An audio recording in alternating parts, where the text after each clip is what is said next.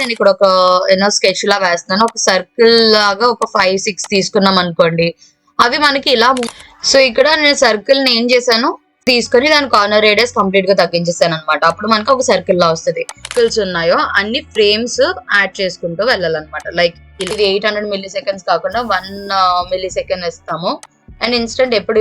So ఇప్పుడు మనకి circle కావాలి. నేను ఎలిప్స్ తీసేసుకున్నాను. ఎందుకు ఇక్కడ ఫ్రేమ్ లేదు, మరి పైన ఈ యానిమేషన్ కి ఫ్రేమ్ ఇక్కడ మీకు అంటే కంప్లీట్ గా 90 degrees రొటేట్ అయిపోతా ఉంటది అనమాట. సో ఇది ఈక్వల్ గా లేకపోయినా యానిమేషన్ చేసేటప్పుడు కొంచెం పైకి కిందకి మూవ్ అవుతున్నట్టు ఉంటుంది. అందుకనే మొత్తం. అండ్ యానిమేషన్ వైజ్ చూస్తే ఆల్రెడీ మనం పైన ఏదైతే చేసామో సేమ్ యానిమేషన్ దీనికి కూడా చేయాలన్నమాట.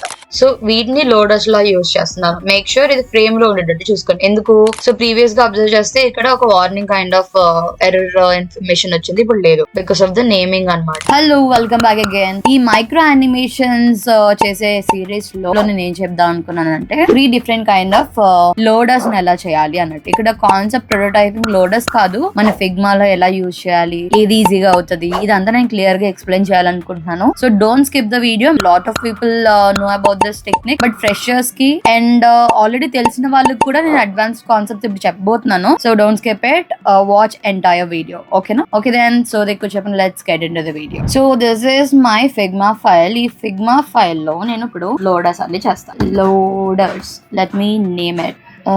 I'll create a new page. Normal గా లోడర్స్ అని అంటే ఏంటి, సర్కిల్ ఉండి పైకి కిందకి మూవ్ అవుతా ఉంటాయి. అండ్ ఒకే సర్కిల్ అదే ప్లేస్ లో ఉండి సర్కిల్ లా రొటేట్ అవుతా ఉంటాయి. సో వాటిని ఎన్ని డిఫరెంట్ వేస్ లో చేయొచ్చు, ఏమేం వేస్ ఉంటాయి అన్నది చూపిస్తాను. ఓకే, ఒకటి చేసే ముందు let me take a frame అనమాట.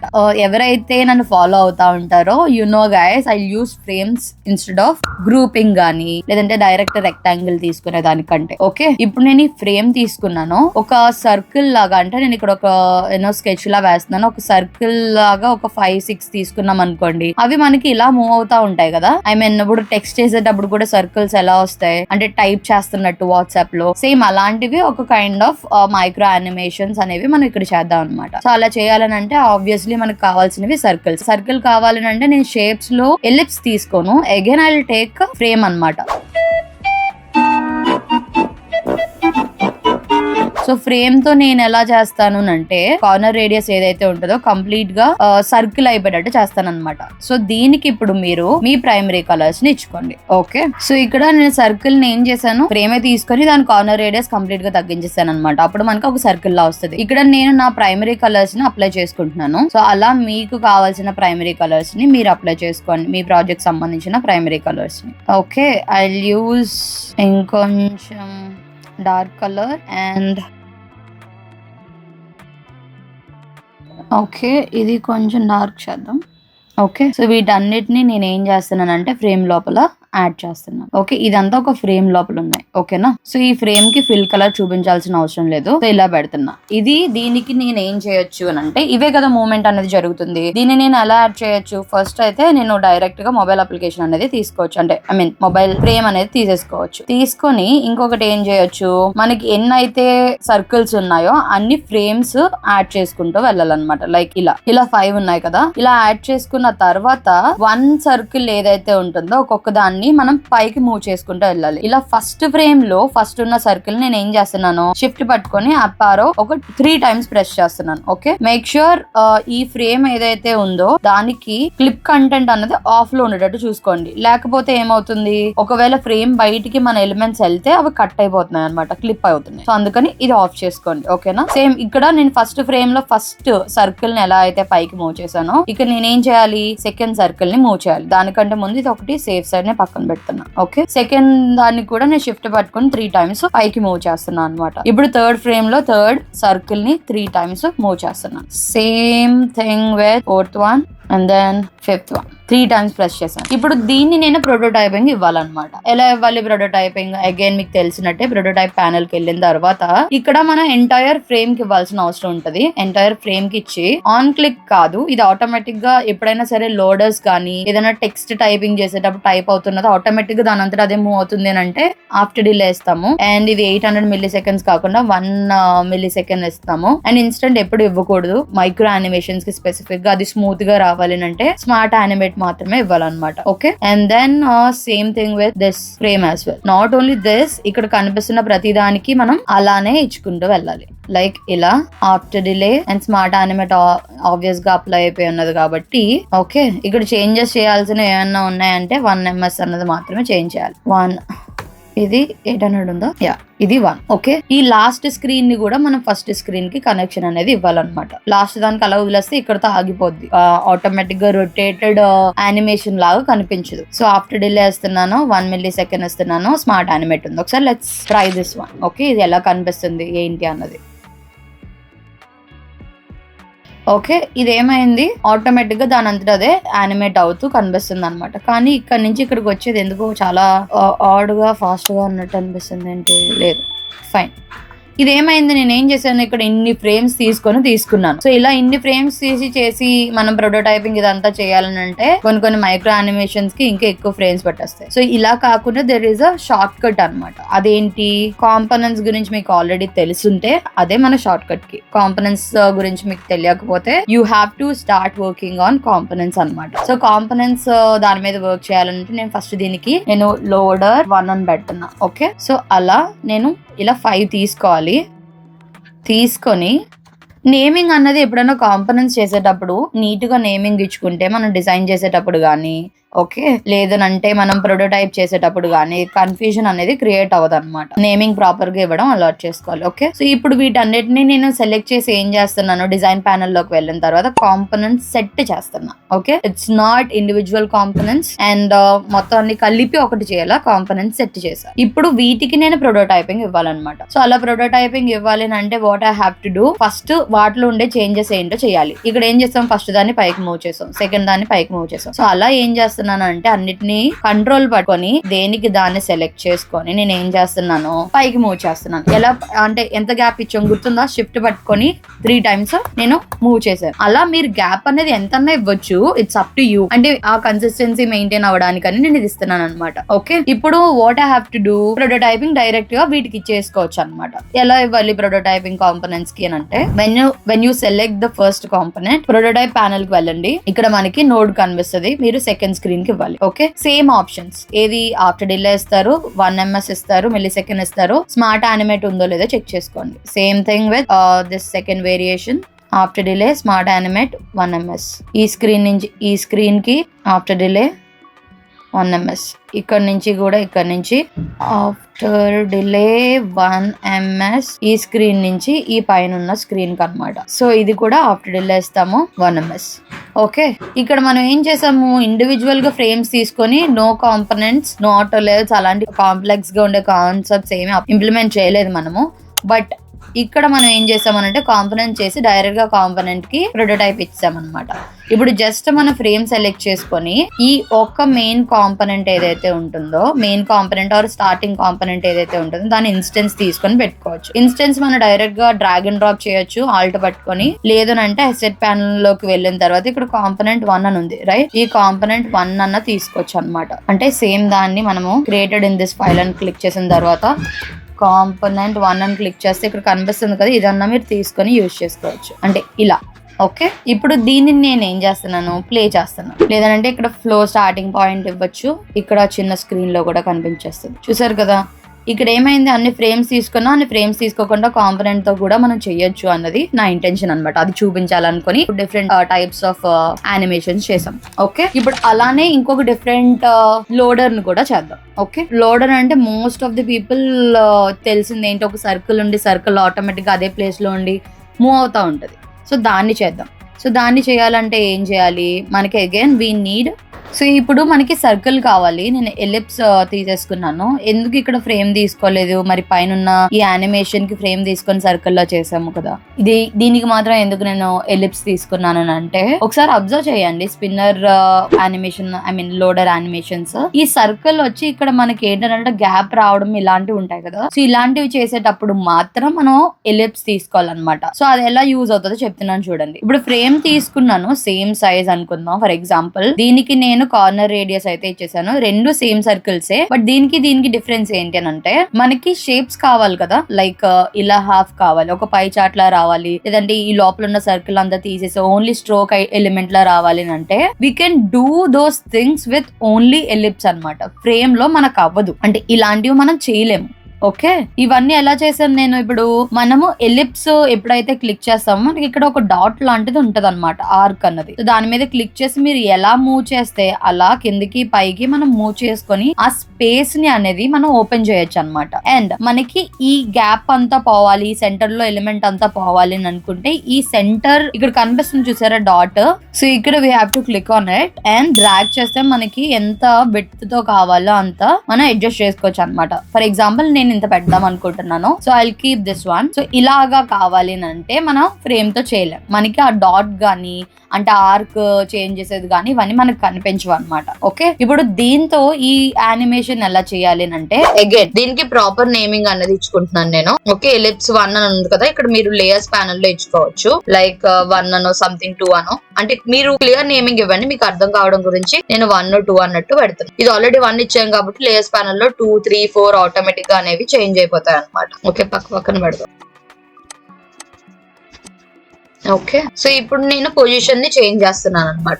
సో ఇక్కడ మీకు కనిపిస్తుంది కదా పొజిషన్, మనం 2 డిఫరెంట్ వేస్ లో చేంజ్ చేయొచ్చు. ఇక్కడ ఒక ఆర్క్ కనిపిస్తుందా, దీని మీద క్లిక్ చేసి ఈ పొజిషన్ ఇలా అన్నా చేంజ్ చేయొచ్చు మాన్యువల్ గా మనకి ఎంత కావాలో అంత.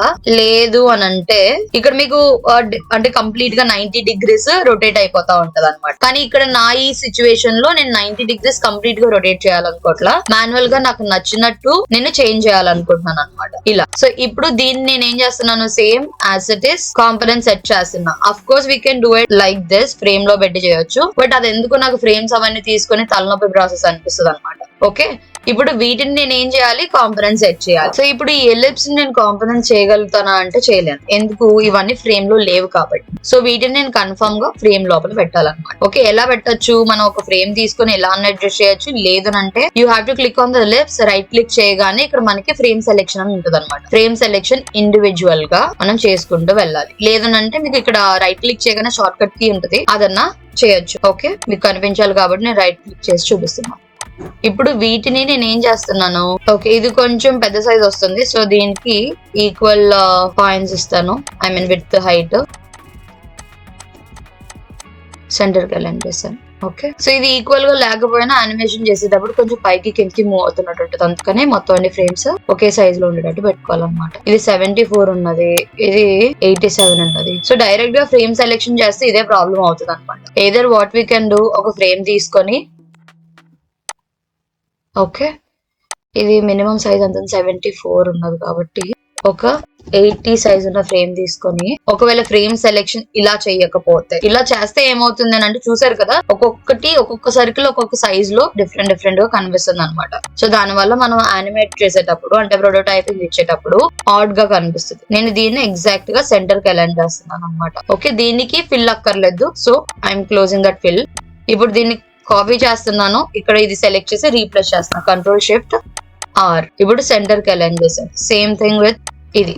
ఓకే, కట్ చేస్తున్నా, సెలెక్ట్ చేశాను, Ctrl+Shift+R, రీప్లేస్ చేసా. ఇక్కడ కూడా అంతే, Ctrl+X, Ctrl+Shift+R, Ctrl+X, Ctrl+Shift+R. So వీటిని ఇప్పుడు అన్ని ఒకే ఫ్రేమ్ సైజ్ లో ఉన్నాయి కదా, ఇలా కన్సిస్టెంట్ గా అంటే మెయింటైన్ చేస్తే యానిమేషన్ ఇబ్బంది అయితే పెట్టదు అనమాట, లేదనంటే ఇబ్బంది పడుతుంది. సో దీన్ని నేను కాంపోనెంట్ సెట్ చేయగలుగుతాను. సో కాంపోనెంట్ సెట్ చేసా. అండ్ యానిమేషన్ వైజ్ చూస్తే ఆల్రెడీ మనం పైన ఏదైతే చేసామో సేమ్ యానిమేషన్ దీనికి కూడా చేయాలన్నమాట. లైక్ ఇది కూడా ఆన్ క్లిక్ కాదు, ఆఫ్టర్ డిలేనే పెడతాము, 1 ms. Same thing after delay 1 ms, after delay 1 ms, ఇది after delay, and then 1 ms. ఈ లాస్ట్ దాన్ని ఫస్ట్ సర్కిల్ కి కనెక్ట్ చేయడం మాత్రం మర్చిపోకూడదు, లేదనంటే స్టక్ అయిపోయినట్టు అయిపోద్ది. ఓకే, ఇప్పుడు అన్నిటికీ ప్రాపర్ గా ఇచ్చాను. ఇప్పుడు నేను ఏం చేస్తాను, ఇదే ఫ్రేమ్ తీసుకుంటున్నాను, ఇక్కడ మనకి నక్కర్లేదు, ఓన్లీ 1 సర్కిల్ సరిపోద్ది కదా. అండ్ దానికంటే ముందు I want to add my colour to this particular spinner. Okay, so దీన్ని కాపీ పేస్ట్ అన్నా చేయొచ్చు, లేదంటే ఆల్ట్ పట్టుకున్నా డ్రాగ్ చేయొచ్చు. లోడ్ అవుతుందా లేదా అనేది అవుతుంది కదా. This is how we have to do it అన్నమాట కాంపోనెంట్ సెట్ లో. సేమ్ అలానే ఇంకొకటి కూడా చేసి చూపిస్తాను, బార్స్ కైండ్ ఆఫ్ స్టఫ్ తో. ఇది ఆల్మోస్ట్ మీరు చాలా డిఫరెంట్ ప్లేసెస్ లో చూసింటారు. దానికి కూడా ఏం చేయాలి, ఫస్ట్ ఫ్రేమ్ తీసుకుందాము, ఫ్రేమ్ లోపల పెడదాము. ఫ్రేమ్ అలవాటు చేసుకోమని చెప్తున్నాను కదా, సో ఫ్రేమ్ లోపల పెడదాము. ఫిల్ అవసరం లేదు, ఫిల్ లోపల ఈ ఫ్రేమ్ లోపల నాకు కావాల్సిన షేప్స్ ని పెడుతున్నా అనమాట. నేను ఇక్కడ బార్స్ ని తీసుకుని బార్ ని లోడర్స్ లాగా యూజ్ చేయాలనుకుంటున్నాను. సో దీనికి నా ప్రైమరీ కలర్స్ ని యూజ్ చేయాలనుకుంటున్నాను. అగైన్ ఫోర్త్ వన్ నేను కొంచెం డార్క్ కలర్ పెడతా.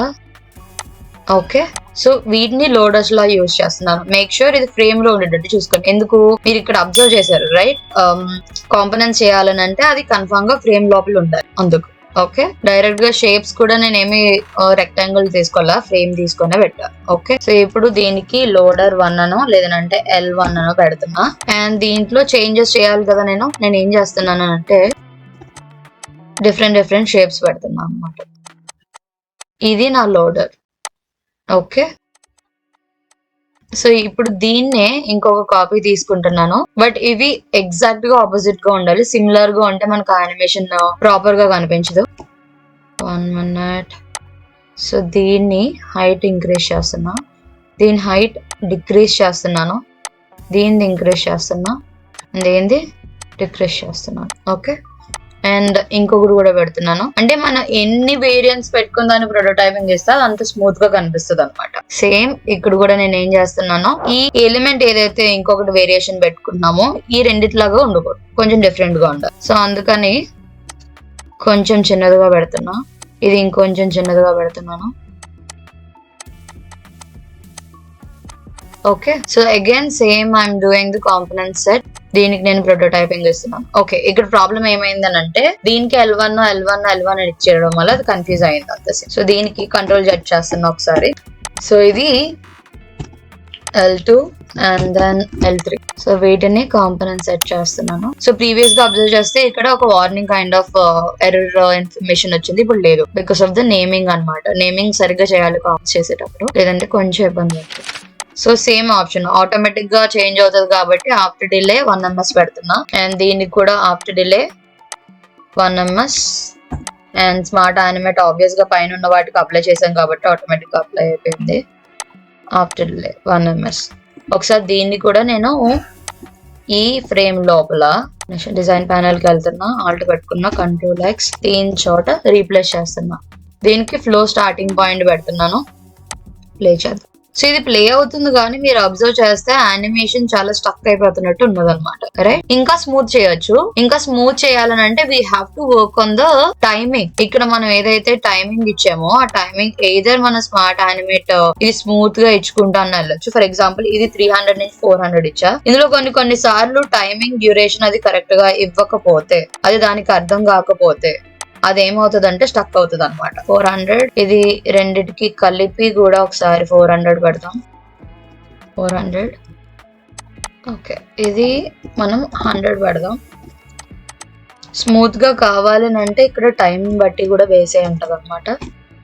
చూసారు కదా, ప్రీవియస్ దాని మీద కంపేర్ చేస్తే ఇది ఇంకా కొంచెం స్మూత్ గా ఉంది. ఎందుకు స్మూత్ అయ్యింది అని అంటే ఇక్కడ మనం డిలే టైం గానీ స్మార్ట్ యానిమేట్ ఇచ్చే టైం ని బట్టి అది స్మూత్ గా రావాలా లేదంటే ఫాస్ట్ గా వచ్చేయాలా అనేది డిపెండ్ అయి ఉంటది అనమాట. సో ఇవి కూడా మీరు ఏం చేయొచ్చు, అబ్జర్వ్ చేయండి. డిఫరెంట్ అప్లికేషన్స్ లో లోడర్స్ ఎలా చేస్తున్నారు, మీరు ఎలా చేయొచ్చు అన్నది మీరు అబ్జర్వ్ చేస్తుంటే నేను పైన ఏం చేశాను, డిఫరెంట్ ఫ్రేమ్స్ లో పెట్టి చేశాను, కాంపోనెంట్స్ చేసి కూడా చేశాను. నా ప్రిఫరెన్స్ ఏంటంటే కాంపోనెంట్స్ ఎట్లా పెట్టుకోవడం బెటర్. బట్ ఒకసారి రెండు ట్రై చేయండి, మీకు ఏది సెట్ అయితే దాంతో కంటిన్యూ అవ్వచ్చు. Clear right? I will make different videos on prototyping లో, మైక్రో యానిమేషన్స్ మీద ఇంకా డీప్ గా వెళ్ళబోతున్నాను. సో ఇవి ప్రాక్టీస్ చేయాలి. ఇప్పుడు ఆటో లేఅవుట్స్, కాంపోనెంట్స్ ఎలా ప్రాక్టీస్ చేయాలి, ఇవి కూడా అలాగే ప్రాక్టీస్ చేయాలి. టైమింగ్ దగ్గర కొంచెం ఇబ్బంది పెడుతుంది. టైమింగ్ సరిగ్గా ఇవ్వకపోతే మనం అనుకున్న యానిమేషన్ మనకు నచ్చినట్టు రాదు. ఓకే, సో ప్రాక్టీస్ చేయండి. Okay, see you in the next video. Bye.